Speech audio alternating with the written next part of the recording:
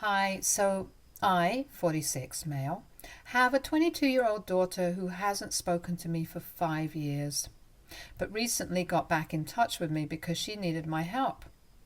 My daughter, whom I will refer to as Lily, is my one and only child, and we had a great relationship up until 5 years ago. I was previously married to my ex-wife. I'll refer to her as Sarah, 45 female. Sarah and I met in college and started dating in our second year. Shortly after we graduated, we got married and then we had Lily. But that marriage did not last for long because we were just way too different, and we realized that we had rushed into things, so we decided to get a divorce when Lily was 2 years old. We had been fighting a lot, and we believed that it would be better for us to separate for our daughter's sake, since it was not healthy for her to grow up in such toxic environments. So we went our separate ways, but we still shared custody of Lily, so we were on good terms. The divorce was a mutual thing, and my wife and I were pretty much on equal footing financially, so there was no alimony or child support involved.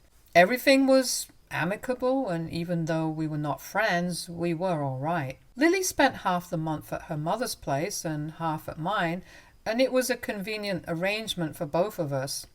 I did not get married a second time, but around 6 years ago, Sarah got married to her boyfriend of 2 years. Her husband, Liam, had also been married before and had 2 kids. He had a daughter around Lily's age and a younger son, 2 years younger than his daughter. I was invited to the wedding, and everything was quite warm and pleasant. Her husband seemed like a nice man, and his kids were shy but polite. It all looked fine on the surface, but I realized that Lily did not seem happy at the wedding at all. And when I asked her about it, she told me that she didn't like the idea of sharing her house with those kids. And then she went on to complain about how annoying both of them were and how she wished her mother hadn't married this man. He didn't have a problem with Liam, just to be clear, but just his kids. Lily always had a problem with sharing, but the way she was speaking at the wedding made me feel like she was being a bit entitled, and I told her so. I tried to be polite and sugarcoat it for her, but I had to tell her that she was coming off a tad bit entitled, and instead of making a face at her mother's wedding, she should be out there being social and happy for her mother. She did not take that kindly and got mad at me, so she didn't speak to me for the rest of the day. That was the first time that I realized how much she didn't like the other kids. I happened to discuss it with Sarah later on, and she told me that she had noticed a couple of times that whenever Liam would come over with his kids, Lily would never put in an effort to socialize with them or even speak to them. She would just lock herself in her room and then stay there until everybody left. This was only the case when Liam came over with his kids, but when it was just him, she didn't seem to mind it. She found it a bit concerning because now, whenever Liam's kids were not with their mother, they would be living with her, and Lily had to get along with them. Otherwise, it would be very difficult for them to live as a family.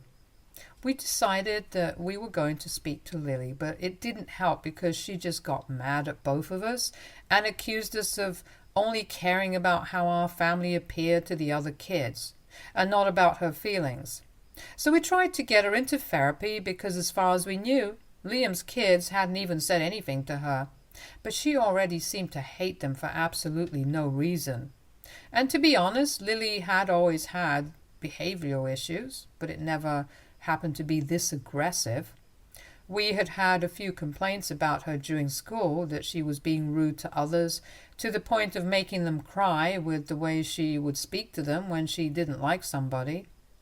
She wasn't a bully. She would only just interact badly with people who tried to speak to her, and she didn't like them. We had tried counseling back then as well for a while, and the complaints stopped, but with Liam and his kids, we were afraid that she would resume that behavior, and he didn't want that to happen because, of course, nobody would want their kids to get bullied for no reason. So we tried to send her to therapy, but this time she was much more resistant than before because she was almost an adult, and she kept telling us that she did not want to go because she knew there was nothing wrong with her.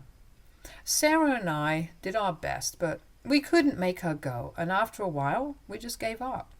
More than being worried about how she would behave with Liam's kids and how this would affect Sarah's marriage, I was worried about Lily and her behavior in the future, because if it didn't improve, then it could badly impact career opportunities and stuff like that.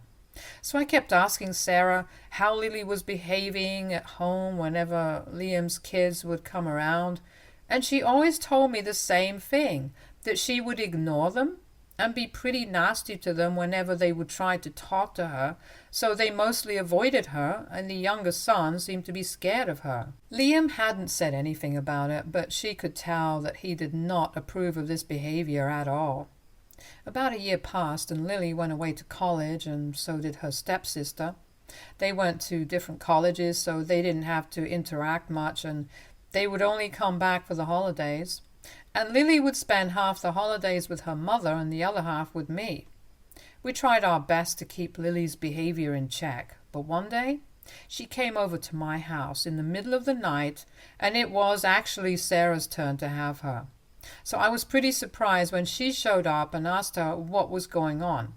To which she told me that she had decided to leave her mother's house permanently because she couldn't stand Liam's kids anymore. She complained to me that his daughter was always in her room reading, and she was convinced that apparently this was all an act to show her how intellectual she was, and she couldn't stand it anymore.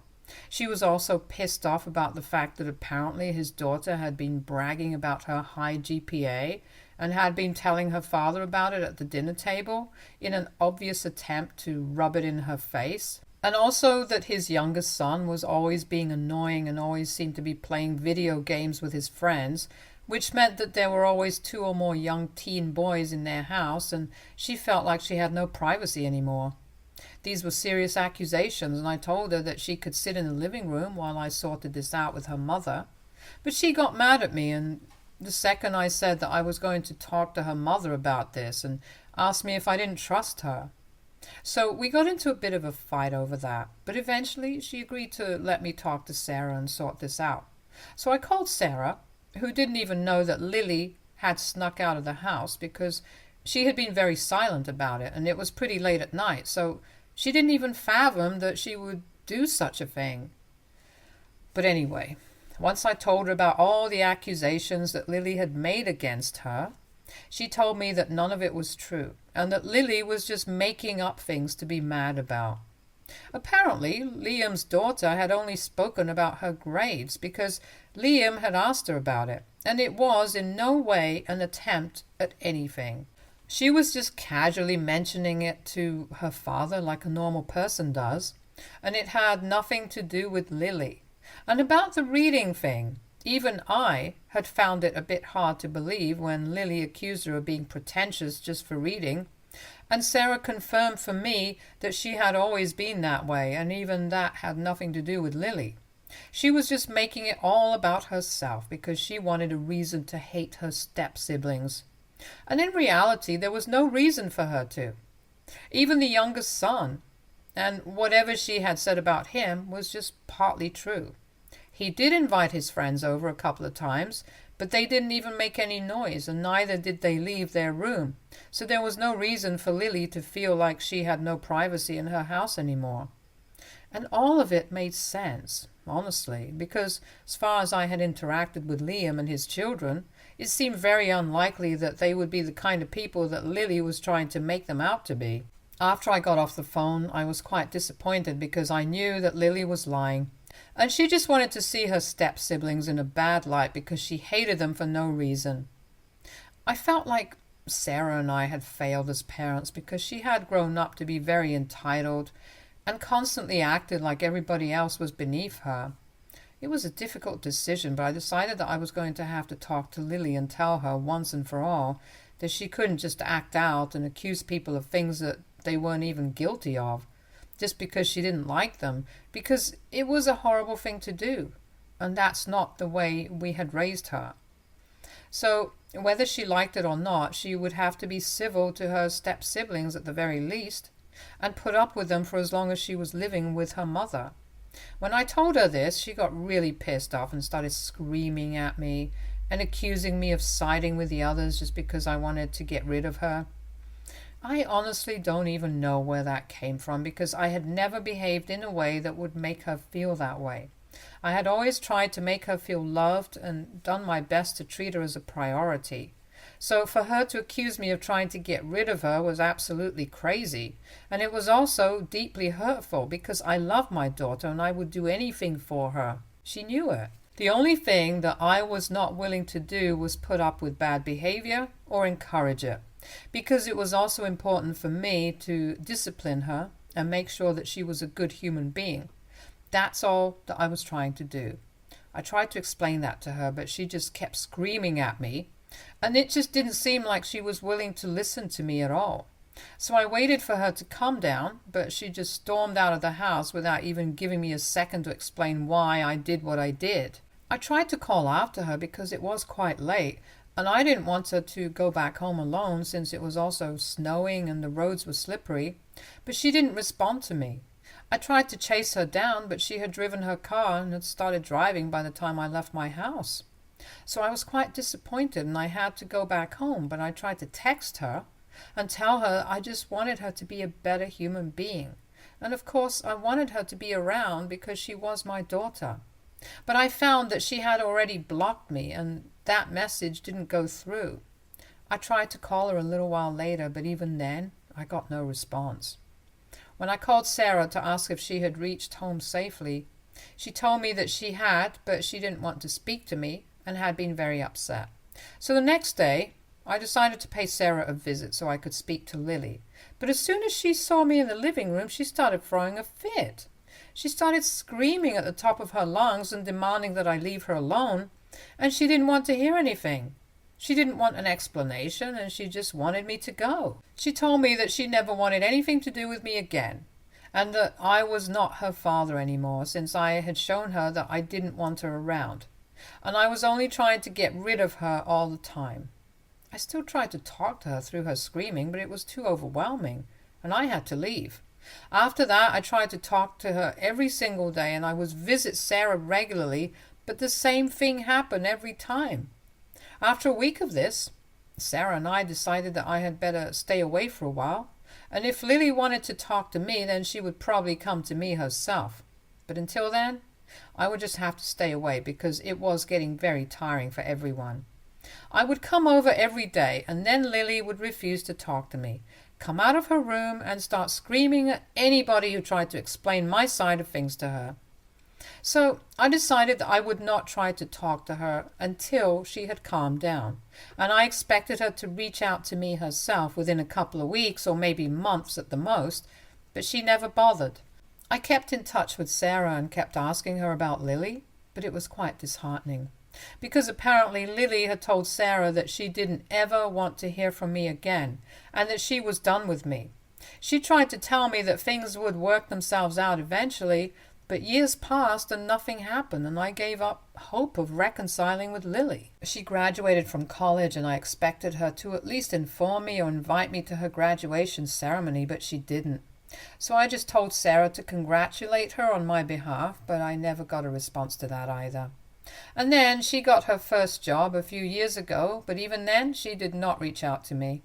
I tried to move on with my life, but this is my daughter we're talking about, so it was obviously very difficult for me to forget about everything.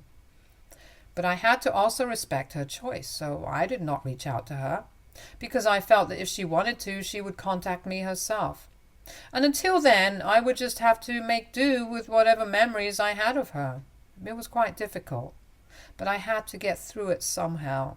And then, about 10 days ago, I finally heard back from Lily, and she called me up and I answered, not knowing what to expect, because 5 years had passed and we hadn't spoken even a word to each other. So I didn't know what she was going to say to me.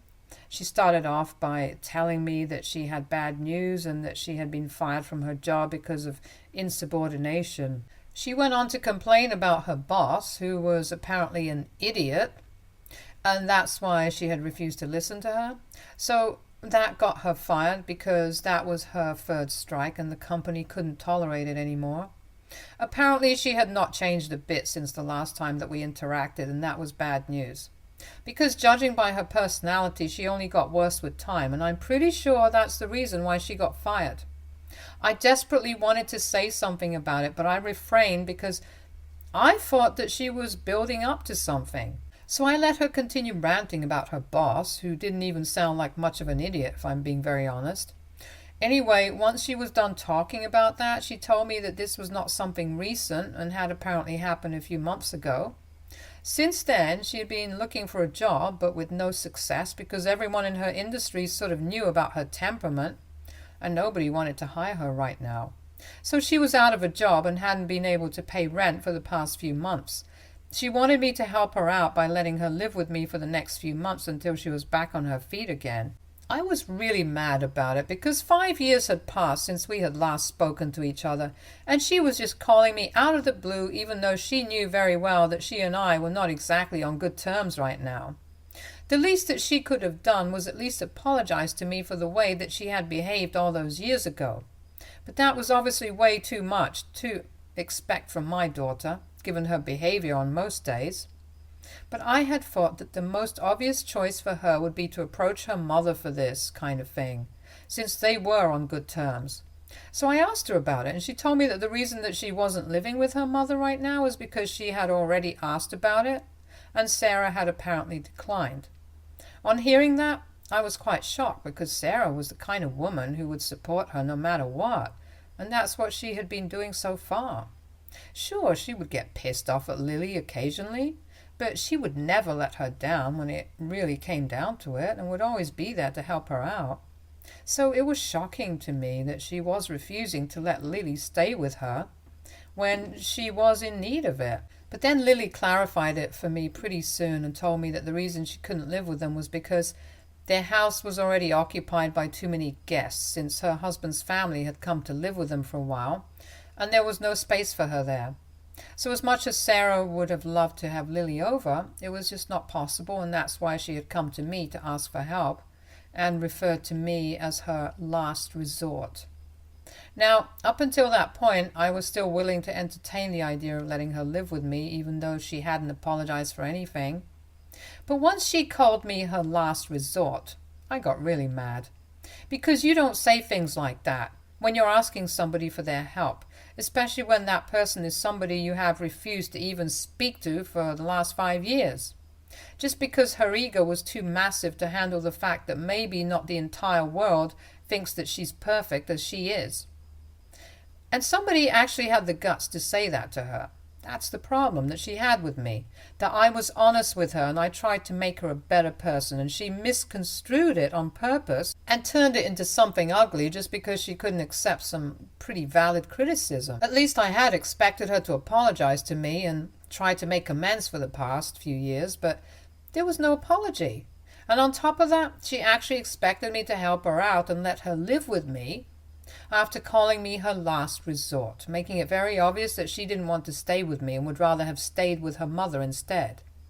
So out of anger, I told her that she was not welcome in my home and she could look for someplace else to live, because I was simply not interested in helping her out here in any way, shape or form. And she had the audacity to actually be outraged when I told her that I was not going to take her in and she had to look out for herself. She started screaming at me on the phone and told me that I was being a terrible father yet again, when she had served me the chance to remedy the past on a silver platter to me. And I told her that I really didn't mind being a bad parent because she was an even worse daughter and she kind of deserved this. Then I hung up the phone because she could start yelling at me again, and I blocked her number because I did not have time to waste on her, and I just wanted to get along with my day. But a few hours later, Sarah started calling me, and even when I ignored her for the first few times, she did not stop calling until I picked up the call. I had ignored it the first few times because I knew that she was going to yell at me about Lily, and honestly, I really didn't need that just after I had been yelled at by her for being a terrible father. So I told her that I wasn't interested in talking about it. As soon as I answered the phone, Sarah told me that she was terribly disappointed in me and said that I was being selfish and not thinking about the bigger picture here. I couldn't even understand what the bigger picture was, because to me, it just sounded like they were making up excuses for her terrible behavior. So we got into an argument, and Sarah told me that she was not interested in speaking to me until I apologized to our daughter and decided to take her in. That has not happened yet, and they are going around calling me selfish and heartless and whatnot. It has come to a point where I really have to consider if I actually am being any of those things. I really don't understand what I did wrong here, because as far as I'm concerned, I reacted like any other person would. Aita for refusing to take my daughter in because she didn't apologize to me? Update 1. Hi, I'm back here after almost 3 days of making my post, and I have come to the conclusion that I did nothing wrong. So that's pretty nice for me. I also decided to call Sarah up and tell her that she had to cut it out, because she had been telling all our common friends that I was being selfish by not letting Lily stay with me. I could understand that she was upset, and that was completely her decision, but she could not go around saying bad things about me when I hadn't even done anything, and expect me to be okay with it. That was simply not acceptable to me, and I told her so. But then she got mad at me because she thought that it was a pretty jerk move for me to call her after 10 days for this, but I didn't think it was important to call her to talk about our daughter. And apparently I felt that it was more important to make sure that my image among our friends was not ruined because of what I was doing. I told her that it was because she was blatantly lying about me as a person and only telling people stuff that she knew would ruin my image and ignoring all the other things like what Lily had said and done all those years ago. Then she actually tried to tell me to grow up and stop having such a meltdown about things that happened 6 years ago, and that I needed to move on from it because it was just not that significant anymore, and it was pathetic of me to still hold it against my daughter and use it as an excuse not to help her out when she was clearly in trouble. I was shocked that she was the one saying this, because back when it had actually happened, she had been on my side. But now she was acting like it was simply no big deal and I should just forget about all of it. I'm not going to get my time back, and it's all Lily's own fault. So I think she should face the consequences of her actions, because it's a very important lesson to learn. And I can't help her, at least until she apologizes to me once. I have been very clear about my terms, and if they can deal with it, then I'm good. And if not, it's still their loss and not mine, so I have nothing to worry about. The only reason I even called Sarah up was because I wanted her to stop talking crap about me to my friends, and that's it. She was the one who brought up all those things about me and Lily and tried to act like a shrink or something. It's not my fault that it didn't work out well for her. But yeah, anyway, that's what happened. And now, if she stops talking about me, that's great. And if she doesn't, well, that's on her. I am not going to call her anymore because I have nothing more to say to her or Lily, and I don't want to drag this out. Update 2.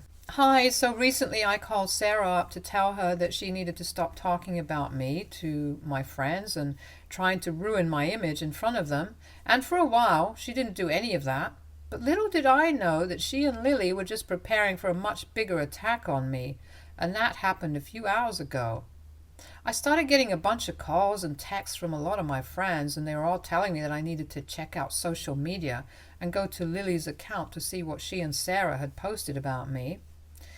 I knew instantly that this could not be something good, and as soon as I checked out their post, my heart dropped, because they had just said the most horrible things that one can imagine about a person.